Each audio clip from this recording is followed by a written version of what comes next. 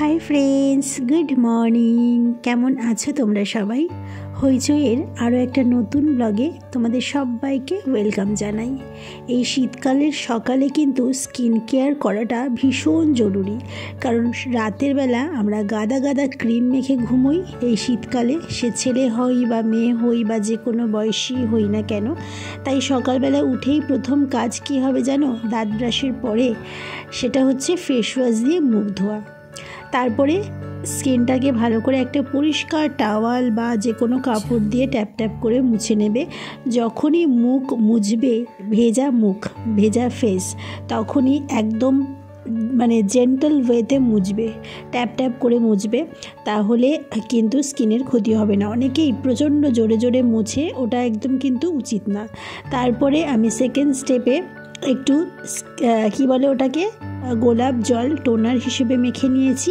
তারপরে সেটা একটু শুকিয়ে যাওয়ার পরে মেখে নিচ্ছি হচ্ছে আমার শীতকালের ফেভারিট ময়শ্চারাইজার, সেটা হচ্ছে নিভিয়া সফট। এটাকে ভালো করে স্কিনে বেশ 3-4 মিনিট ধরে অ্যাবজর্ব করিয়ে মাখতে হবে। দেন 5 মিনিট পরে মাখতে হবে সানস্ক্রিন। দেখো কতটা সানস্ক্রিন নতুন পড়ে গেল। যাই হোক, সানস্ক্রিন কিন্তু মাস্ট 12 মাস কিন্তু সানস্ক্রিন অবশ্যই মাখা উচিত। শীতকালে তো আরও বেশি। শীতকালের রোদটা আমাদের গায়ে আরাম দেয় ঠিকই, কিন্তু সেটা স্কিনের পক্ষে কিন্তু বেশ ক্ষতিকারক। তাই সানস্ক্রিন মেখে নেবে।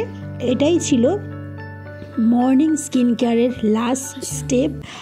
আরও একটা জিনিস আছে, সেটা হচ্ছে ঠোঁটকে কিন্তু সারা বছর নেগলেক্ট করলেও শীতকালে একদমই নেগলেক্ট করা উচিত নয়। তো ঠোঁটে একটা নিজেদের পছন্দ মতন লিপ বাম লাগিয়ে নেবে। রাতের বেলা ঘুমানোর সময় বোরোলিন লাগিয়ে শুতে পারো। বোরোলিন ঠোঁটকে কিন্তু ভীষণ মোলায়েম সফট রাখে। আর তারপরে সকালবেলা উঠে সেটাকে ভালো করে তুলে এরকম একটা পছন্দ মতন লিপ বাম মেখে নেবে। আমি এখন রিসেন্ট জুডিও থেকে কেনা একটা লিপ বাম ইউজ করছি। এর আগে আমি ইউজ করতাম মামাআর্থের একটা লিপ বাম, তবে এই লিপ বামটা খুব ভালো। এই দেখো, এই সানস্ক্রিনটা আমি আজকাল ইউজ করছি ডট অ্যান্ড কির, আর এই ফেস ওয়াশটা ইউজ করছি রিজনেবলের মধ্যে। ভীষণ ভালো। আর স্কিন কেয়ার করালে শুধু হবে না, স্কিন ভালো রাখতে, পেট ভালো রাখতে কিন্তু অনেক পরিমাণ জল খেতে হবে। শীতকালে কিন্তু আমাদের স্কিন ভীষণ ড্রাই হয়ে যায়, আমরা জল কম খাই। একদমই সেটা করলে হবে না, বুঝলে? আর সানডে যেহেতু, তাই একটুখানি বরকে দেখিয়ে দিলাম। কিন্তু সানডে হলে হবে কি, বর আমাকে ছেড়ে চলে গেছে নিমন্ত্রণ বাড়ি, তাই আমিও চলে যাচ্ছি এখন আজকে সোলো শপিংয়ে। লাইফে ফার্স্ট টাইম বরকে ছাড়া যাচ্ছি শপিংয়ে। শপিংটা আমাদের বাড়ির জন্য। তোমরা তো সবাই জানো যে আমার দিদির শাশুড়ি মারা গেছেন, এবং মেয়ের শ্বশুর বাড়িতে কেউ যদি মারা যায় তাহলে বাপের বাড়ি থেকে জামা কাপড় দিতে হয়। তো সেই জামা কাপড় কেনার উদ্দেশ্যেই বড়দের জন্য মা কিনে নিয়েছে, বা আমার দিদির বাড়িতে 2 বাচ্চা আছে, সেটা হচ্ছে দিদির মেয়ে এবং দিদির জায়ের ছেলে, তাদের জন্যেই কিনবো আমি। মা আমাকে এই দায়িত্বটা দিয়েছে। কিন্তু প্রথমে প্যান্টালুন্সে এসেছিলাম, বাড়ির সামনেই প্যান্টালুন্স আছে, হাঁটা পথ, কিন্তু এত দাম যে আমার চক্ষু ছানা বড়া হয়ে গেল। সেখান থেকে আমি বেরিয়ে পড়তে বাধ্য হলাম। এই অরেঞ্জ কালারের 2 পিস সেটটা ভীষণ ভালো লেগেছিল, বাট 3000-এর উপরে দাম, সম্ভবই না। তারপরে বয়েজ সেকশনে আসলাম, বাচ্চাদের পেলাম না পছন্দ মতন। যেগুলো পছন্দ হচ্ছে প্রচণ্ড হাই প্রাইস। এখন আমি যাব বাসে করে সোদপুর। ওখানে রিলায়েন্স ট্রেন্ডস আছে, রিলায়েন্স ট্রেন্ডসে অনেক রিজনেবলে পাওয়া যায়। চলে তাহলে যাই, বাস ধরবো, চলে যাবো। আজকে যদি না কিনি না, আর হবে না। অটো করে গেলে 2 অটো চেঞ্জ করতে হতো, আমার টোটাল 35 টাকা লাগতো। ভাবলাম একটু কষ্ট করে বাসেই চলে যাই, তাই বাসে করে চলে এলাম। বাসে প্রচণ্ড বমি পাচ্ছিল জানো তো। তারপরে ফাইনালি চলে এলাম। ফাইনালি হয়ে গেছে দুজনের কেনা। চলো যতই অন্য লোকের জন্য শপিং করতে আসি না কেন, নিজের জন্য একটু কিছু না নিলে মনটা খুব খারাপ হয়ে যাবে। তাই এখানে হঠাৎ করে চোখ আটকে গেল টি শার্টগুলোর ওপর। দেখলাম দামটা বেশ কম, তাই ভাবলাম চলো দুটো নিয়ে নেওয়া যাক। এই টি শার্টগুলো গরমকালে দাম বেড়ে যাবে, এখন যেহেতু সবাই শীতকালের পোশাকের দিকেই বেশি ঝুঁকবে, তাই দামটা হয়তো কম দিচ্ছে। চলো ফাইনালি হয়ে গেছে আমার, এবারে বিল করবো, বাড়ি যাবো। শপিং তো হয়ে গেল, এবারে আবার আমাকে বাসে করে যেতে হবে, সেটা ভেবেই গা গোলাচ্ছে। কিন্তু বাসেই যাব তবুও, কারণ বাসে যাতায়াতে আমার টোটাল 30 টাকায় হয়ে যাবে। কি কষ্টে যে আসলাম বাবা, প্রচণ্ড বমি পাচ্ছিল, আর এদিকে খিদেও পেয়েছে। ভাবছি একটুখানি নিজের জন্য এগরোল নিয়ে যাব। দীপের তো নিমন্ত্রণ বাড়ি গেছে, ওর জন্য নেওয়ার কোনো ব্যাপার নেই, আমার জন্য একটা ঝালঝাল করে এগরোল নিয়ে যাই, অনেক দিন খাইনি। একটা এগরোল দেবে তো দাদা? কত গো এগরোল? 40? বাবারে, দাও একটা। ঝাল দেবে? হ্যাঁ, বেশি করে ঝাল।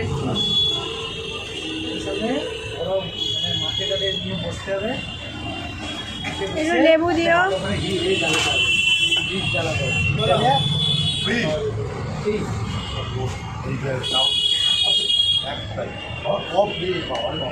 এই আমরা যারা ব্লগ করি না, তাদের বিভিন্ন রকম সিচুয়েশানের ফেস হতে হয়।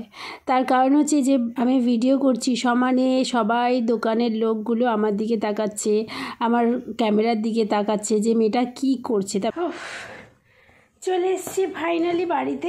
একবার জাস্ট এক ঝলক তোমাদের দেখিয়ে দিই কী কী কিনেছি। এটা একটা ছোট্ট বাচ্চার জন্য, আমার দিদিদের বাড়ি যে বাচ্চা বেবি বয়টা আছে তার জন্য এই একটা গোল গলা গেঞ্জি আর একটা প্যান্ট। ভাজ আর খুলছি না। আর এটা হচ্ছে আমার দিদির মেয়ের জন্য। হ্যাঁ দেখো, আমার দিদির মেয়ের জন্য এটা প্যান্ট সমেত একটা সালোয়ার, 2 পিস সালোয়ার কামিজ বলতে পারো। আর আমার জন্য কিনেছি এই তো, তোমরা তো দেখলে ট্রায়াল রুমে ট্রায়াল করলাম, যে এই যে ট্রায়াল রুমে এইটা একটা টি শার্ট। এটা গরমকালের জন্য নিয়েছি, এখন শীতকাল তো, এখন এগুলো বেশি বিক্রি হয় না, তো ওই জন্য অফারে দিচ্ছিল একটা 199 করে। গরমকালের জন্য একদম পারফেক্ট। এটা আর ঢোকাবো না এর মধ্যে। আর এই যে দুখানা আমি টি শার্ট নিয়েছি আমার জন্য। কালারটা দেখো কি মিষ্টি। তোমাদের কোন কালারটা বেশি ভালো লেগেছে বলো? আমার দুটো কালারই ভালো লেগেছে। এই দেখো, এখন ছবি তুলে পাঠাবো। Good morning, this is next day morning. আজকে সোমবার, একটুখানি বাজারে যাচ্ছি, টুকটাক কিনতে হবে, আলু ফালু এসব কিনতে হবে। চলো। আজকে বিশেষ কিছু কিনিনি বলে তাই তোমাদের বাজার করাটা আর শেয়ার করলাম না। বিশেষ কিছু কিনিনি বললে ভুল হবে, অনেক কিছুই কিনেছি। তো চলো এখন তোমাদের দেখিয়ে দিই। অ্যাকচুয়ালি মনটা অন্যদিকে রয়েছে। আমি ভাবছিলাম যে জামা কাপড়গুলো তো কিনলাম, মায়েদের তো বুধবারদেরই দিদিদেরকে দিতে হবে, তাহলে আজকেই কি গিয়ে দিয়ে আসবো নাকি কালকে যাব, সেই সব চিন্তা করতে করতে হঠাৎ করে মাথায় এলো, এ বাবা আমি তো শ্যুটই করলাম না। ঠিক আছে, চলো একদিন, অন্যান্য দিন তো বাজার করার শ্যুট করেছি এবং তোমাদেরকে দেখিয়েছি। কি কিনেছি বলো তো? বিট, গাজর, বিনস, একটু আমলকি, আর মাছ পাইনি জানো তো, মাছ পাইনি। মাছ পেলেও হয়তো কিনতাম না, কারণ ঘরে একটু মাছ আছে। আর চাল কিনেছি, যেটা সব থেকে বেশি জরুরি ছিল, চাল, আলু, ডিম, এই সমস্তই কিনেছি। তো যদি বাড়িতে যাই তোমাদের সাথে তো শেয়ারই করব, দেখতেই পারবে। এখনও চিন্তা ভাবনার মধ্যে রয়েছি যে বাড়িতে যাবো কি যাব না, দেখা যাক। হয়তো আজকে নাই যাওয়া হতে পারে, তার কারণ হচ্ছে আজকে রান্না করতে হবে, ঘরে কিছু কাজকর্ম আছে, রান্নাবান্না করব, করতে করতে সন্ধে হয়ে যাবে। দেখি দীপকে একবার ফোন করব। আসলে কি বলো তো, বাড়িতে গেলে না আমার একটা গোটা দিন নষ্ট হয়। মানে একটা আমি লক্ষ্যে পৌঁছানোর জন্য ভীষণভাবে মানে অ্যাগ্রেসিভলি কাজ করছি, তোমরা তো দেখতেই পাচ্ছ। তাই আমি চেষ্টা করব যে এমন সময় যাওয়ার যে জিনিসটা দিয়েই চলে আসব, যাতে আমার লাইভ সেশনগুলো স্কিপ না হয়। তার কারণ হচ্ছে ওটা ভীষণভাবে ইম্পর্ট্যান্ট এখন, এই হচ্ছে ব্যাপার। তো চলো, সব কিছু মোটামুটি গোছানো হয়ে গেছে। ফ্রিজ থেকে মাছটা বার করে রেখে যদি বাজারে যেতাম ভালো হতো, এতক্ষণে ছেড়ে যেত, রান্নাটা করে ফেলতাম। যাই হোক, ভুলে গেছি, আর কি করা যাবে। এই হচ্ছে ব্যাপার। খিদে পেয়েছে প্রচণ্ড, দেখো ঘড়িতে 11:30 বেজে গেছে। একটুখানি ছাতু খেয়ে নিচ্ছি। ছাতু খেতে খেতে চিন্তা করলাম কী রান্না করব। তো চিন্তা করা মোটামুটি হয়ে গেছে। সেটা করব হচ্ছে মাছের ঝোল। ও হ্যাঁ, কাঁচকলা এনেছি, কাঁচকলা পেঁপে সেটাও এনেছি। ভাবছি কাঁচকলা পেঁপে দিয়েই মাছের ঝোলটা করে নেব।